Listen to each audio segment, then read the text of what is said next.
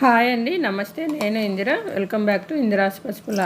ఎవరైనా weight loss కావాలనుకొని try చేస్తున్న వాళ్ళకైతే ఈ టిప్ అయితే చాలా బాగా యూజ్ అవుతుంది. చూడండి, ఒకసారి తప్పకుండా ట్రై చేసి చూడండి. ఇప్పుడైతే ఈ 4 ఇంగ్రీడియంట్స్ తోటి మీరు చక్కగా ఉపయోగించుకోవచ్చు. ఎందుకంటే ఇవి ఒకరోజు చేస్తే సరిపోదండి, కొన్ని నెలల పాటు చేయాలన్నమాట. ఏదైనా కూడా మనం చేయాలనుకుంటే ఇప్పుడైతే ఈ 4 ఇంగ్రీడియంట్స్ అయితే సేమ్ క్వాంటిటీలో మనం తీసుకోవాలా. 1 కప్పు మెంతులు, 1 కప్పు జీలకర్ర, 1 కప్పు సోంపు, 1 కప్పు వాము అండి. మనం ఏ కప్పుతో అయినా ఏ గ్లాస్తో అయినా తీసుకోవచ్చు. సేమ్ క్వాంటిటీలో తీసుకోండి, సరిపోతుంది. ఇవి గోరువెచ్చగా మనము లో ఫ్లేమ్లోనే లైట్గా దూరగా వేయించుకోవాలి.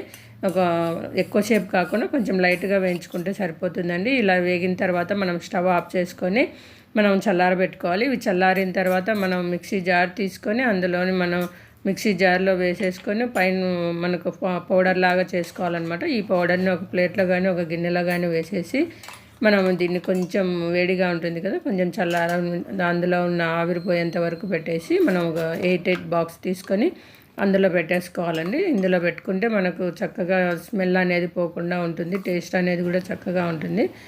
ఇందులో పెట్టేసుకొని మనం ఎప్పుడు రోజు ఉదయం సాయంత్రం ఎప్పుడు మనకు కావాలన్నప్పుడల్లా తాగేయచ్చండి. ఇప్పుడు ఇది ఇలా పెట్టేసుకొని మనం ఇప్పుడైతే ఒక గ్లాస్ తీసుకొని కలుపుకొని చూపిస్తా చూడండి.